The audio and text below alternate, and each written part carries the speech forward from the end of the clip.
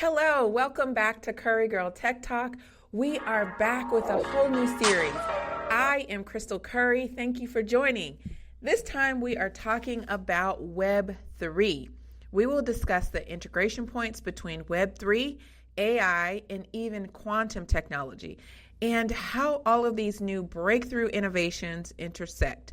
Web 3 can be a bit complex, but not to worry. We are here to review the Web 3 components, break it into easily consumable and understandable terms. Today, my mission is to introduce the Web 3 series and note the differences between Web 1 and Web 2 components versus Web 3. Let's start with a quick video to introduce you to Web 3.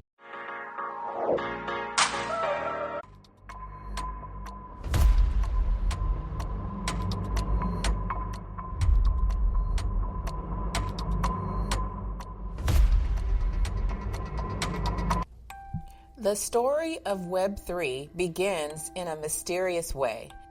A white paper was published introducing Bitcoin in 2008, bolstered with a new technology called blockchain. The white paper was released publicly under the pseudonym Satoshi Nakamoto. Whether there exists just one person or a group of people is still unclear to this day. Though Satoshi's true identity is unknown, what is clear is the impact of the white paper that sparked a technological shift. Bitcoin is the first system that allowed peer-to-peer financial transactions through the internet without needing an intermediary. Bitcoin emerged at a time when institutional trust was at an all-time low. Bitcoin and blockchain technology became popular in 2014. But brewing in the background was an idea of a new internet. The current internet was rife with security breaches and fraud. And while people wanted a fresh and uncompromising solution, a digital way of trusting via the technology code itself. During the 2020 pandemic, consumers were encouraged to use digital methods for financial transactions as a safety precaution and protection from the transmission of the COVID-19 virus. Turns out that money is actually very literally dirty and can still have active virus for days after initial contact.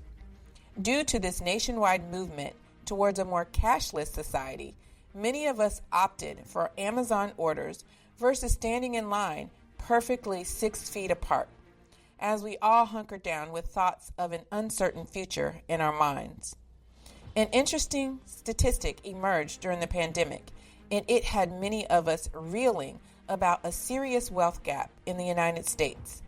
The statistic is that the world's then richest people doubled their combined income, while millions of people fell below the poverty line.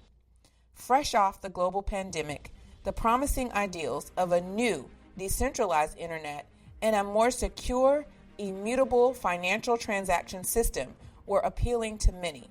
Herein, the introduction of Web 3, which came to prominence in 2021. Some may wonder, well, what's the problem with Web 1 and 2, and why Web 3 or 5? To that point, the internet is arguably one of the most transcendent creations of our time. It has allowed us to connect globally with access to so much information, and now enhanced with social and interactive components.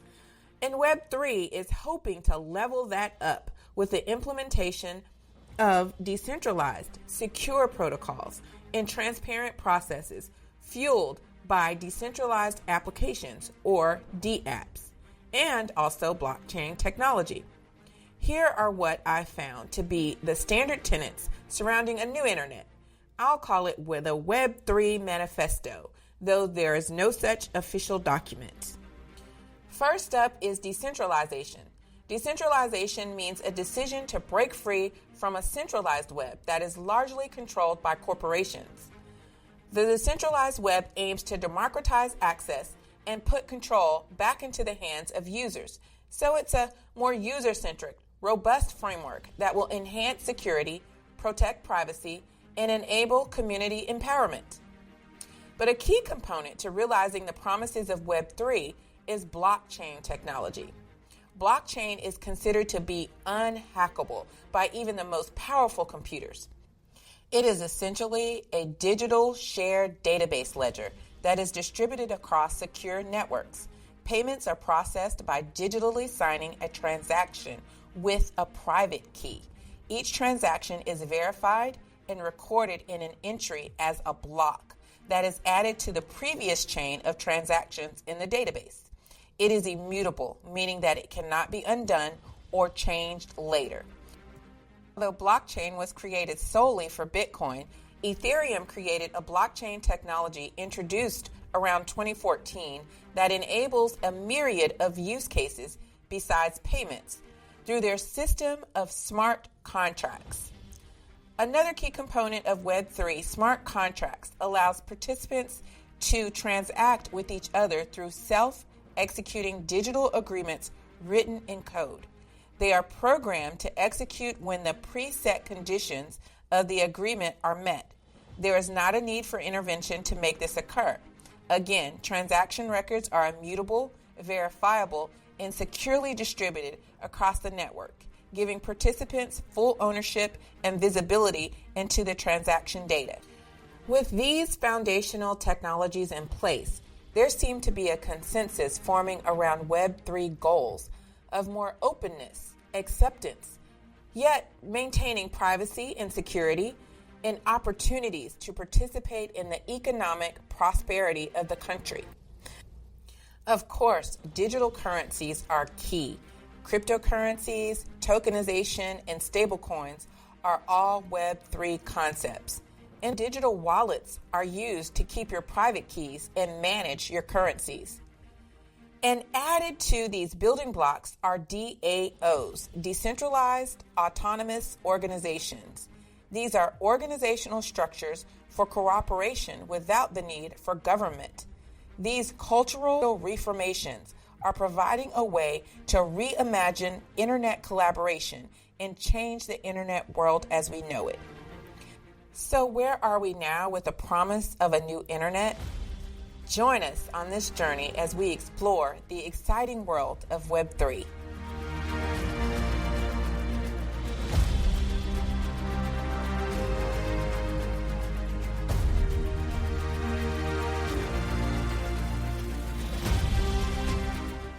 I hope that you enjoyed that introductory video. It's the foundational concepts of Web3, which we're going to talk about throughout this series. For those who aren't familiar with Web3 and the technologies that are behind it, we're going to get more detailed, but we're also going to bring you up to date of where we are now. Let me first acknowledge that there have been talks about a Web 5. As I was researching Web3, I came across someone who mentioned Jack Dorsey. He's one of the early founders, early investors of Twitter, which is now X. And he was talking about or mentioning a Web 5. I don't know what happened to Web 4, but are we behind already? What's the deal? I don't think we've fully realized the complete potential of Web 3. Though I know there's an official launch date for Web3. But if anybody knows Jack Dorsey, I'd love to hear what he has to say about Web 5 and how, what the further iterations of the web are going to be and what his vision is and what kind of rumblings are going around about it. If you know him, tell him to call me. I'd be delighted to interview him for this podcast. I would love that. Let's see about calling this maybe Web 3.5 if you want, if it's a nod to Web 3 and Web 5. And that reminds me, guys, as I was thinking about Jack Dorsey, I was reminded of a book that I read. It's called The Story of Instagram. I am actually impressed with these guys. There seems to be a circle of folks in Silicon Valley, what we in the United States have looked at Silicon Valley as being the hub of the technology universe for such a long time. They have been innovators in the technology space. Of course, a lot of the tech giants originated there. If you think about Apple's, the Microsofts, and Facebook, all of those guys, and a lot of them came out of the universities there in California. And it's just been a tech center hub. So we look to them for a lot of guidance, and just a huge, a lot of investors in technology too. On I think it's Sand somewhere. It's a famous a road in California. But anyway, as I was reading the story of Instagram, I was impressed with these guys. But one of the stories that kind of sticks out with me, and I know it's just a random story, but for some reason it just delighted me because it was hilarious. It's a story, the book talks about a lunch meeting where some of the Instagram guys are meeting up with some other teams at Facebook, I believe. This doesn't involve Jack, but what was interesting to me is the dynamic of the competition. It's really quite funny. It was hilarious to me. It's my new impression of Silicon Valley. The story goes that one guy drives up in a really old car and another drives up in a newer model vehicle. And the author describes this interaction between the two. One is comfortable in a t-shirt and jeans, and the other in a fancy, more luxurious clothing. And they have a hilarious exchange. I love it. But my impression is that there's two sides of Silicon Valley in the tech sector, right? There's this old, relaxed, I'm super cool in my old car. And then the other side being, I'm, Mr. Luxury, and I have to have a luxury vehicle. And by the way, good luck getting around in your old jalopy. Anyway, I think, people are interesting, and that is one of the things that I enjoy most about technology is that it bridges all types of people together. Neither of these guys, I don't believe, are lacking in finances. But anyway, so what's your style? Are you an old jalopy kind of guy or gal? Or are you I need the newest model type of person? Or does your budget determine your taste? I know there are some car aficionados who they enjoy working on older model vehicles and fixing them up. And I actually think that's kind of cool. So let's get back to Web 3, and we can call this Web 3.5 if there's a further iteration of the web that's coming to Web 5. But we can call it Web 3.5 if you guys like. But that brought me to the point of I was looking for, okay, how did this all come together with Web3? And from the introductory video, we see that it was started with Bitcoin. So we're going to talk about some of the early concepts with digital currencies in this new Web3 series and where we are with digital currencies.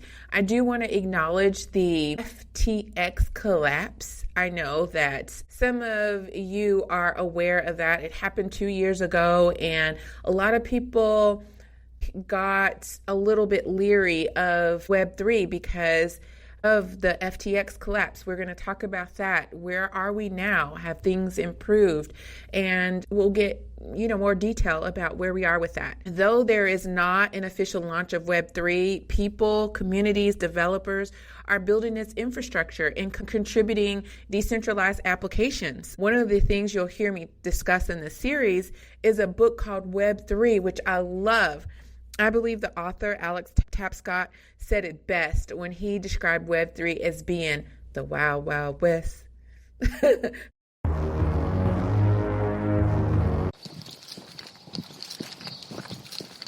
Wild Wild West. And he said there is land to be staked and fortunes to be made.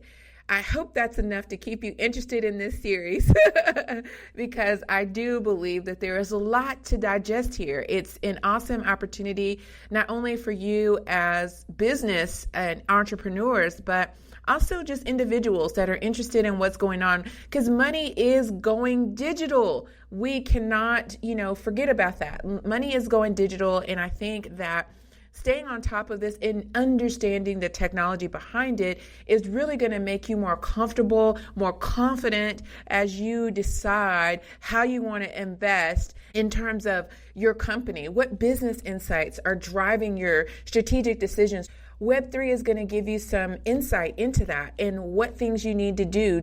I am starting with the first components. Component number one of Web3 is decentralization. Remember that from the video, decentralization. And one of the web versions says that a decentralized web aims to democratize access and put control back into the hands of users. And that is powerful because I believe at a macro level, it's a mind shift. At a macro level, it is a mind shift because power, once wielded by the few, is going to shift and to be distributed by the many. It is a fundamental reshaping of the dynamics of an online world, which I think is going to enhance our own confidence in terms of web transactions and having privacy and security. And we're going to get into the technology behind that too, which is blockchain. Now, I know you've heard that from the video as well. Blockchain is supposed to be unhackable. I know that there are other people in various schools of thought about blockchain, but the one thing that sticks out into my mind is blockchain is based on a technology called hash 256. Hash 256 is super duper. Okay, hash 256 is super duper secure. We'll just leave it at that. But based on that, each of these transactions are verified, recorded. You have to have a private key in order to be able to get in. These transactions are supposed to be immutable, which means that you're not able to go back and change them later. We'll get into all the nuances of how blockchain technology works, including a blockchain technology created by Ethereum, which is called smart contracts. All right, so smart contracts are these self-executing digital agreements.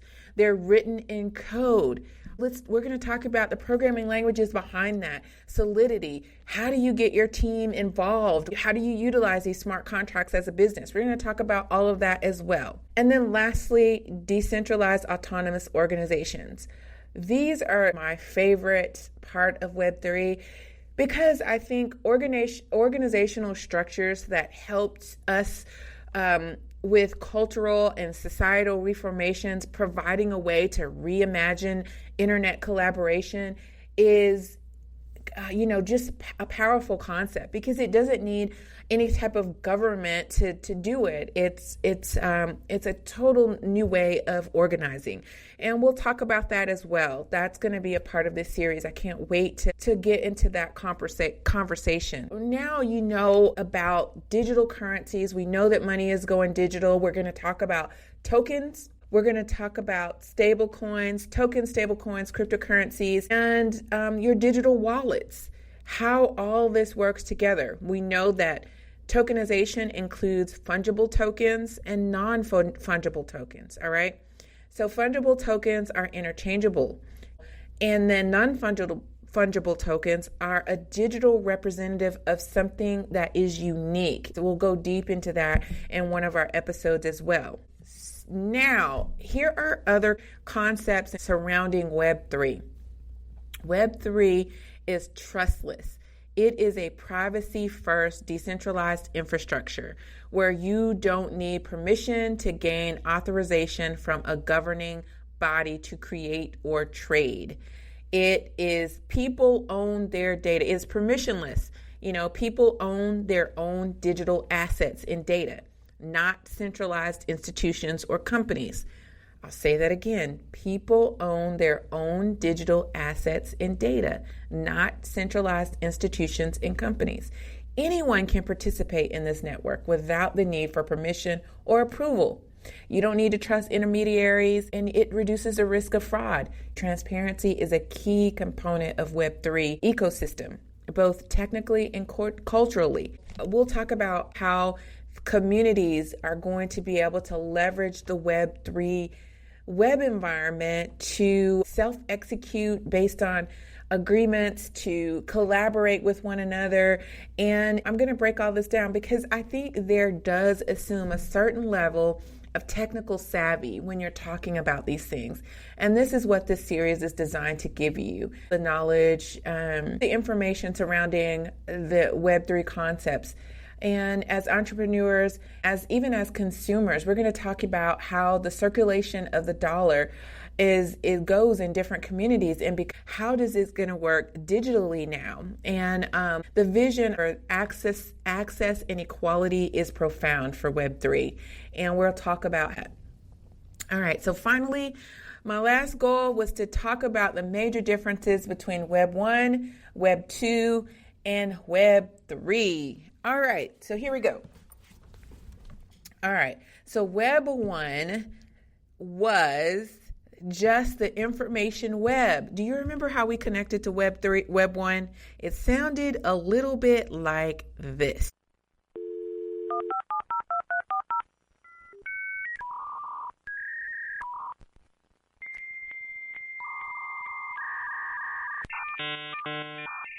Okay, remember that? It was dial-up. It was very, you just connect to the web. It was read-only. It was static. Okay, that's Web 1. Web 2 is interactive web. Okay, we got a little jazzy with Web 2. We're able to connect socially. We have e-commerce. We built apps for our phones. We have YouTube, Instagram, all these wonderful social connectivity, interactive apps. We built e-commerce sites, and we're able to interact in a deeper way with Web 2. So what is different about Web 3? Web 3 is the decentralized web, right? We're going to give more control to users. Users own their data. It creates an experience where it's more secure, a more secure infrastructure for online transactions like banking and digital currencies. And it has a major goal of ensuring that fairness, equality, privacy, and security remain at the top of the list in terms of vision. And the Web3 vision is a more democratic internet version versus being a more controlled version of the internet. All right, so those are the main differences between Web 1, Web 2, and Web 3. If you guys have any more concepts that you want to add in there, I am glad to add them. Just give me a shout out at currygirltechtalk.com, and I will be sure to give an update on all of this, because this is an interactive thing, right, guys? All right, so for Web3 browsers, there are new browsers that allow us to connect to Web3. We have Opera, we have Brave, we have Osiris. We have all these different new web browsers. And now the key difference between your current internet browser and a Web3 browser is that Web3 browsers support the ability for blockchain technology. That's a key component of Web3. The Web3 browsers are going to allow you to be able to take advantage of using the blockchain technology in apps, decentralized apps. So that's why you need a different browser. And Chrome has a browser extensions, and other browsers, your favorite browsers, have extensions that will allow you to connect, and they update and allow you to connect to decentralized applications in the Web3 world.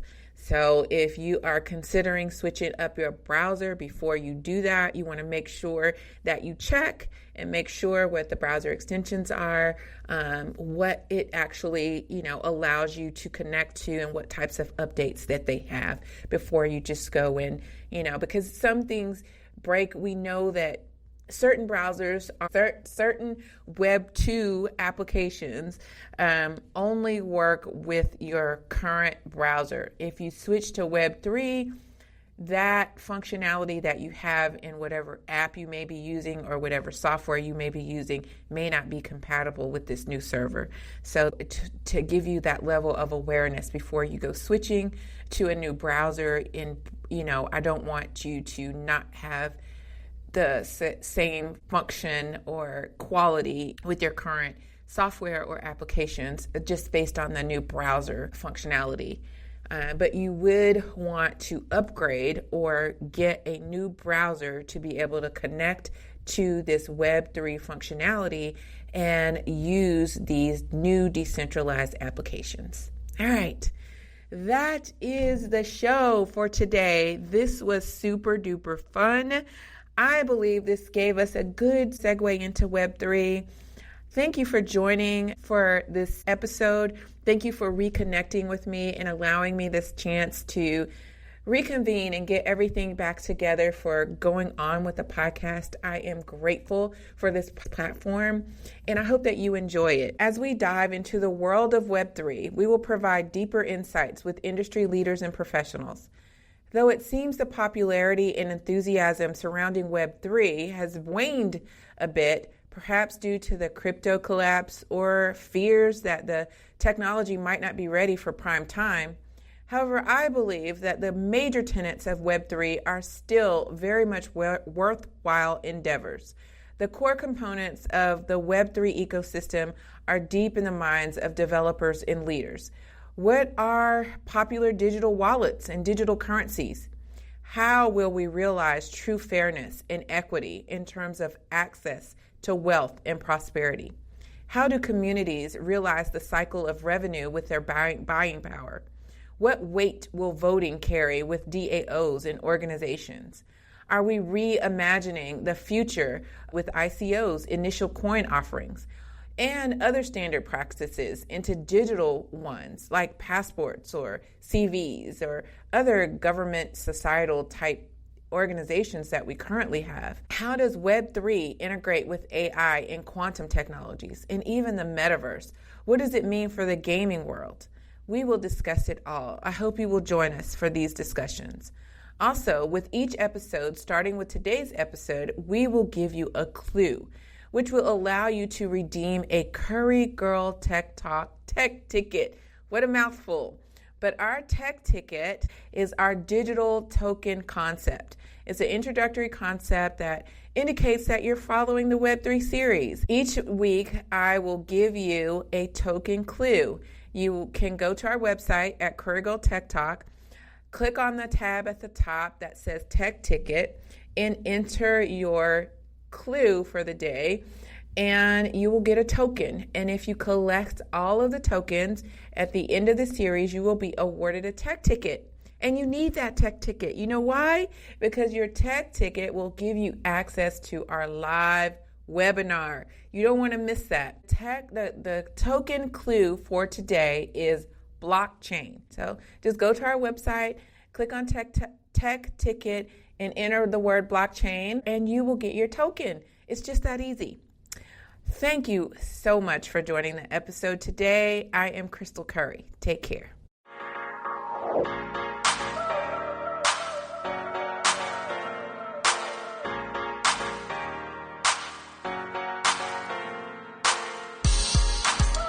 Hi, I'm Krystal Curry. Are you a technology leader interested in learning more about how to navigate major technological shifts? Do you want to know how to take advantage of this unprecedented time of tech innovation? Need a guide for transforming your organization and getting the team on board, or even communicating a strategy to your stakeholders or corporate board?